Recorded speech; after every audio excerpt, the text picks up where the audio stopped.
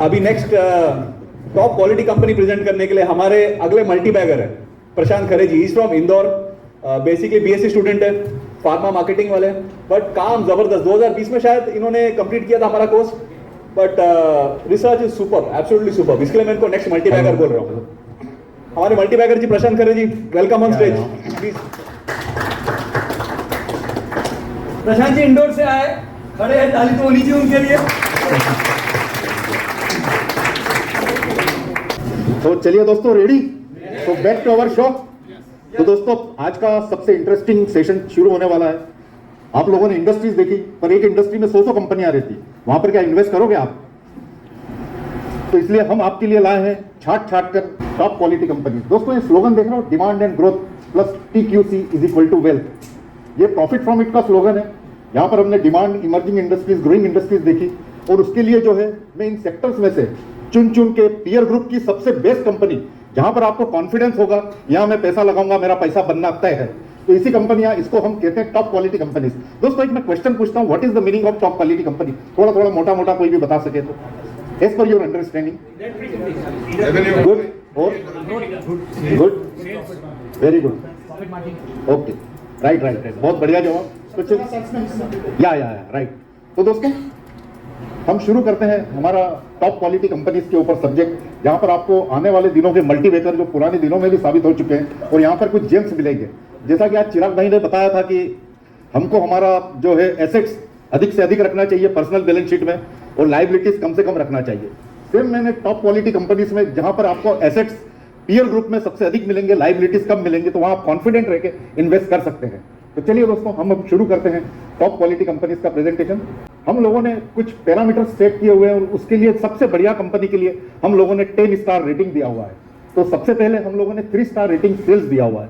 तो दोस्तों, एक पीयर ग्रुप में बहुत सारी कंपनियां रहती है, पर हमारा सबसे बड़ा क्राइटेरिया धंधा कर, और वो हमारे लिए क्या प्रॉफिट जनरेट करेगी कि नहीं। जैसे कि हम लोगों ने अभी डिमांडिंग सेक्टर्स में देखा है कि मेनली जो GDP को आउट परफॉर्म कर रही है, उसमें से हम लोगों ने सेक्टर्स ढूंढे, और उन सेक्टर्स में से हम लोगों ने टॉप क्वालिटी ढूंढने का प्रयास किया। तो मेन जो है हम क्राइटेरिया सेल्स को रखेंगे, लॉयन शेयर इन सेल्स।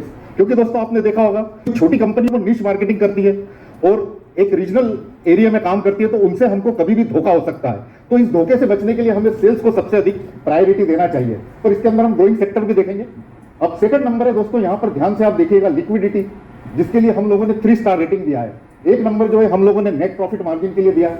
दोस्तों, आप नेट प्रॉफिट मार्जिन यानी सभी कंपनियां जो है एक ही पीयर ग्रुप के अंदर बिजनेस इन सेम कंडीशन कर रही है, पर घर पर कौन कमा के अधिक ले जा रहा है, यहां पर हमको फोकस करना चाहिए। तो ये हमें नेट प्रॉफिट मार्जिन से ज्ञात होता है। इसके बाद में करंट रेशो, कि कंपनी में अभी जो है एसेट्स और लाइबिलिटीज का कैसा शॉर्ट टर्म में संतुलन है, यानी लाइबिलिटीज के मुकाबले एसेट्स अधिक है। क्योंकि कुछ कंपनियां आप देखेंगे देनदारी तो बहुत है, पर देने के लिए पैसे है नहीं, तो इसी कंपनी में इन्वेस्ट करने से हमें बचना चाहिए। तो करंट रेशो सर्वाधिक होना चाहिए उस पीयर ग्रुप के अंदर, और NPM भी अच्छा होना चाहिए। अब बात है ट्रेड रिसीवेबल्स की। अब दोस्तों, ट्रेड रिसीवेबल एक ये रिलेटिव टर्म है, ये पीयर ग्रुप में जो है डिफर करता है। जैसे आप इंफ्रास्ट्रक्चर देखेंगे या IT स्ट्रक्चर देखेंगे, इन लोगों का एक बड़ा ऑर्डर बुक 3 साल 5 साल के लिए चलता है, कभी पैसा आता कभी नहीं आता। फिर भी ट्रेड रिसीवेबल एक मेन पैरामीटर है कि जहां पर हमें सबसे कम ट्रेड रिसीवेबल दिखे, यानी पैसा का वसूली हो जाए, उसके लिए हम लोगों ने 1 मार्क दिया है। तो इन तीनों को बोल के हम लिक्विडिटी, आने वाले दिनों में जो स्लाइड्स देखिए उसके अंदर मैं सिर्फ लिक्विडिटी और सॉल्वेंसी का प्रयोग मेनली करने वाला हूं, तो इसको यहां पर अच्छी तरह समझ लीजिए। अब दोस्तों, हम बात करते हैं सॉल्वेंसी रेशो की। तो यहां पर हम देखते हैं कि डेप्ट टू इक्विटी रेशो, यानी इक्विटी के मुकाबले बोरोइंग कितना है। हम देखते हैं डेप्ट रेशो, यानी लाइबिलिटीज और एसेट्स का रेशो कितना है। लाइबिलिटीज अधिक तो नहीं है, और डेप्ट टू इक्विटी रेशो जो है करीबन 30% से अधिक हो तो वो हमारे लिए डेंजरस है, और डेप्ट रेशो जो है 60% से अधिक हो वो भी हमारे लिए डेंजरस है। अब बात करते हैं इंटरेस्ट कवरेज रेशो, यानी डेट पेइंग कैपेसिटी। इसका नंबर जितना अच्छा होगा उतना हम इन्वेस्टर के लिए बहुत बढ़िया रहेगा। अब हम बात करते हैं प्रॉफिटेबिलिटी। तो दोस्तों, आप कुछ अंदाजा लगा पा रहे हैं, जब ये दोनों रेशो हमारे पैरामीटर के हिसाब से होंगे तो नेचुरली प्रॉफिटेबिलिटी वहां हमें अधिक ही दिखेगी, यानी बिंदास हम वहां पर इन्वेस्ट कर सकते हैं।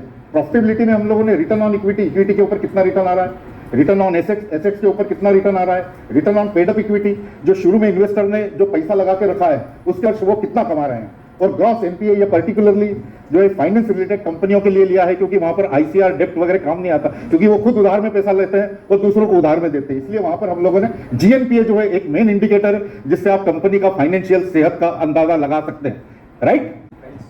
तो चलिए दोस्तों, अब हम शुरू करते हैं आपको जो मल्टीबैगर और जेम्स मिलने वाले हैं टॉप क्वालिटी कंपनी।